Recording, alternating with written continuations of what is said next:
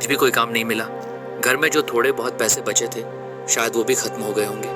अब तो मन में डर लगने लगा है कि शायद मुझे काम ही नहीं मिलेगा। रोज निकलता हूँ उम्मीद लेकर, पर कोई काम देने को तैयार ही नहीं होता और खाली हाथ लौटाता हूँ। हाँ बेटा, थोड़े बहुत पैसे अभी बचे हैं, उन्हीं से कुछ दिन का गुजारा हो जाएगा। तुम चिंता मत करो, सब ठीक हो जाएगा। अमित बिना कुछ खाए उदास मन से काम की तलाश में जाने लगता है। तभी उसकी पत्नी मोना आ जाती है। आप बेकार ही सोच में डूबे रहते हैं। अभी कुछ पैसे हैं मेरे पास, आप टेंशन मत लो, आपको जल्दी ही कोई काम मिल जाएगा। आओ खाना खा लो। जैसे ही मोना अमित के लिए रोटी लेने जाती है, वह देखती है कि बस एक ही रोटी बची है और ये सब अमित पीछे से देख रहा होता है।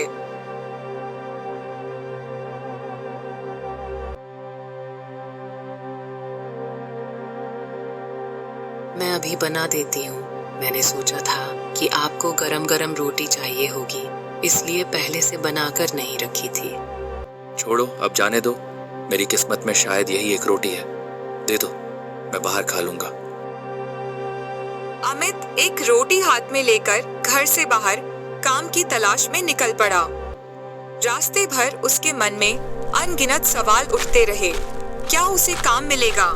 क्या वह अपने परिवार का पेट भर पाएगा? चलते चलते वह गांव के मोड़ पर पहुंचा। तभी उसकी नजर बगल में बैठे एक आदमी पर पड़ी। वह आदमी बेहद गरीब और कमजोर लग रहा था। उसकी आंखों में भूख और बेबसी साफ झलक रही थी। उसे देखकर मालूम हो रहा था कि वह एक भिखारी है।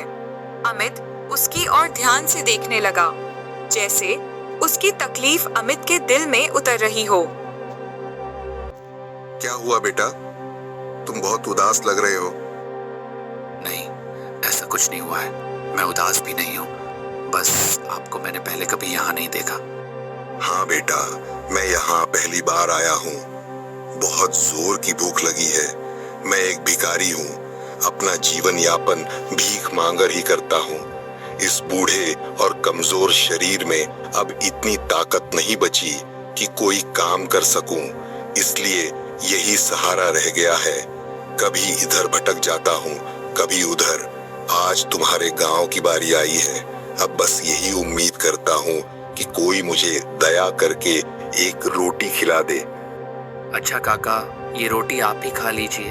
आपकी आंखों में साफ दिख रहा है कि आपको बहुत तेज भूख लगी है। लेकिन बेटा, तुम क्या खाओगे? तुम्हारे पास तो सिर्फ एक ही रोटी है। अगर वो भी मुझे दे दोगे तो तुम्हारा क्या होगा? तुम्हें भी तो भूख लगी होगी। कोई बात नहीं काका, ये रोटी आप ही खा लीजिए। मुझे भूख नहीं है, लेकिन आपकी हालत देखकर लगता है कि इसकी जरूरत आपको मुझसे कहीं ज्यादा है। अमित ने अपनी एकमात्र रोटी उस बूढ़े व्यक्ति को दे दी और वहां से काम की तलाश में निकल पड़ा। भिखारी ने रोटी खाई और फिर वह भी वहां से चला गया। अमित को दिन भर कोई काम नहीं मिला। थका हारा वह शाम को घर लौटा। पूरे दिन अमित ने कुछ नहीं खाया था, लेकिन घर पहुंचकर उसने इसके बारे में किसी से कुछ नहीं कहा। अमित को काम पर जाने में देर हो रही थी। जल्दी जल्दी एक रोटी हाथ में लेकर वह काम की तलाश में निकल गया, लेकिन किस्मत जैसे उसका इंतजार कर रही थी। रास्ते में उसे फिर वही भिखारी दिखाई दिया।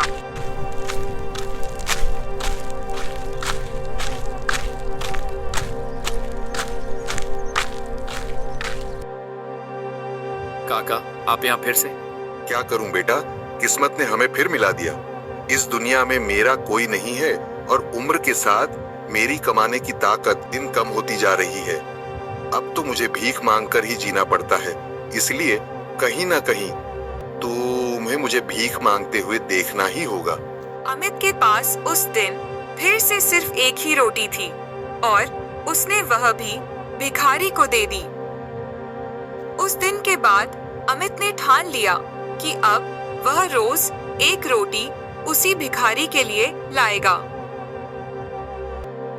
कई दिनों तक ये सिलसिला चलता रहा, लेकिन काम ना मिलने की वजह से अमित की हालत इतनी बिगड़ गई कि अब उसके पास भिखारी के लिए एक रोटी लाने लायक पैसे भी नहीं बचे।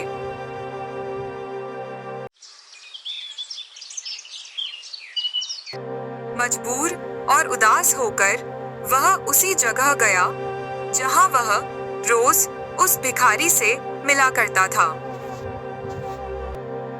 काका, माफ कर दीजिए, अब मेरे पास कुछ भी नहीं है। हालत इतनी बुरी हो चुकी है कि मैं आपको एक रोटी तक नहीं दे पा रहा हूँ। आप अब किसी और दयावान इंसान को ढूंढ लीजिए। मुझे बहुत अफसोस है काका। नहीं बेटा, तुमने इतने दिनों तक अपनी भूख मारकर मुझे अपनी हक की रोटी खिलाई है। यकीन मानो इसका भला तुम्हें जरूर मिलेगा, और वो भी कई गुना ज्यादा। अच्छा बेटा, एक काम करो, तुम जंगल के अंदर चले जाओ। वहां तुम्हें एक उजले रंग की गाय मिलेगी।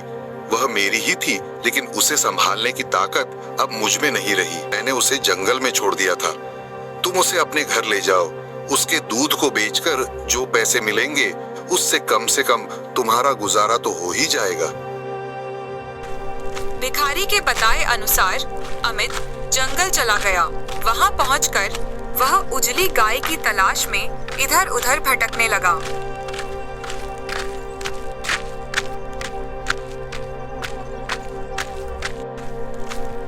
तभी अचानक उसकी नजर एक सफेद गाय पर पड़ी जो जंगल में घूम रही थी। अमित ने उसे प्यार से पुचकारा और अपने साथ घर ले आया।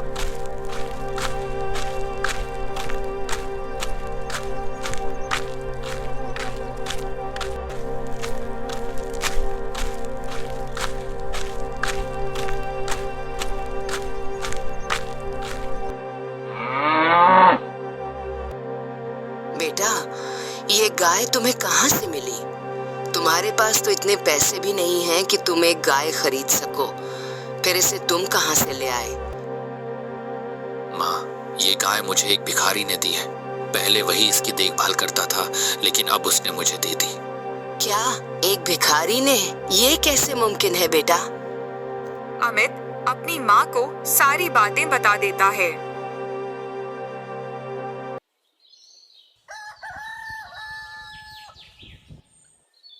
फिर अगले दिन सुबह अमित उठकर अपने परिवार के साथ गाय का दूध निकालने गया। किसी को विश्वास ही नहीं हुआ कि इतना सारा दूध एक ही गाय ने दिया है। बेटा, मैंने तो कभी ऐसी गाय नहीं देखी जो एक बार में इतना दूध दे। ये तो सबसे अलग है। हाँ माँ, तुमने ठीक कहा। मैंने भी कभी ऐसी गाय नहीं देखी है। बेटा, मैं तो इतनी मात्रा में दूध पहले कभी नहीं देखी। सुनो, इतना सारा दूध हम क्या करेंगे? इसे बाजार ले जाओ और बेच दो। जो पैसे आएंगे वे हमारे घर के खर्च के काम आएंगे। ठीक है मम्मा, मैं आज ही बाजार जाकर सारा दूध बेचकर देखता हूँ कि हमें कितना मुनाफा होता है। अमित दूध लेकर बाजार में बेचने चला जाता है। बाजार पहुंचते ही उसका सारा दूध बहुत ही कम समय में बिक जाता है। यह सब देखकर अमित को विश्वास ही नहीं होता और वह अच्छी कमाई भी करता है। अब अमित का दूध पूरे गांव में बहुत प्रसिद्ध हो जाता है। कुछ दिनों तक यही चलता रहा और अमित अच्छी कमाई करने लगता है, जिससे उसका जीवन सुधरने लगता है।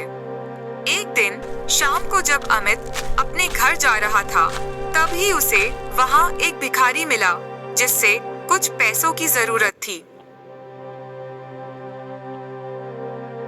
बेटा, मुझे कुछ पैसों की जरूरत है। क्या तुम मुझे थोड़े पैसे दोगे? मुझे भूख लगी है और कोई मदद करने वाला नहीं है। नहीं, मेरे पास पैसे कहाँ से आएंगे?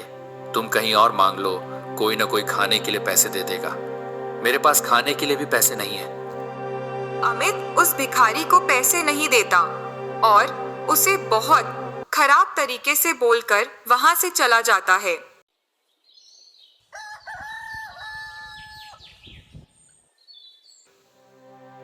अगले दिन सुबह जब अमित अपनी गाय के पास जाता है तो पता चलता है कि गाय वहां नहीं है। अमित बहुत परेशान हो जाता है और उसे इधर उधर ढूंढने लगता है। क्या हुआ अमित, तुम बहुत परेशान लग रहे हो। माँ, बाहर तो गाय नहीं है, पता नहीं कहाँ चली गई। मैं तो उसे रात में वहीं बांध कर आया था। अच्छा, कोई बात नहीं, वह कहीं नहीं गई होगी, बाहर जाकर देखो।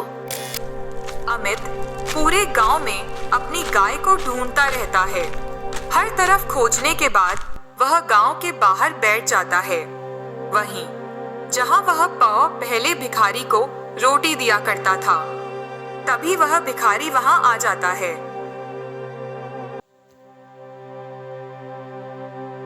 क्या हुआ बेटा अमित, तुम बहुत परेशान दिख रहे हो, कोई बात है क्या? काका, आप बहुत दिनों बाद मिले, कहाँ चले गए थे? कहीं नहीं बेटा, मैं तो बस कभी यहाँ कभी वहां रहा, मेरा क्या। पर तुम बहुत परेशान लग रहे हो। काका, आपने जो मुझे गाय दी थी वह गाय अब कहाँ चली गई, पता नहीं, वह मिल ही नहीं रही। मेरा क्या होगा? वही एक गाय थी जिससे मेरा घर का गुजारा चलता था। अब मुझे कुछ समझ नहीं आ रहा कि मैं क्या करूं। एक बात बोलूं अमित, जब तुम्हारे पास कुछ नहीं था तब तुमने मुझे हर दिन अपने हिस्से की रोटी दी, और जब तुम्हारे पास सब कुछ हो गया तो तुमने मदद करने से मना कर दिया। इसलिए वह अब तुम्हारे पास नहीं है। अब जब कर्म खराब हुए तो वह भी चली गई। काका, कहीं आप कल की बात तो नहीं कर रहे हैं? मुझे माफ कर दीजिए, मुझसे बहुत बड़ी गलती हो गई। अब मैं क्या करूं? अमित काका की बातें सुनकर बहुत सोच में पड़ जाता है। उसे अपनी गलती का एहसास होता है और वह मन ही मन ठान लेता है कि अब वह हमेशा अपने अच्छे कर्मों के अनुसार ही जिएगा। अमित ठान लेता है कि अगर उसके पास कभी कोई मदद के लिए आए और वह मदद करने में सक्षम हो तो वह कभी भी किसी को ना नहीं कहेगा।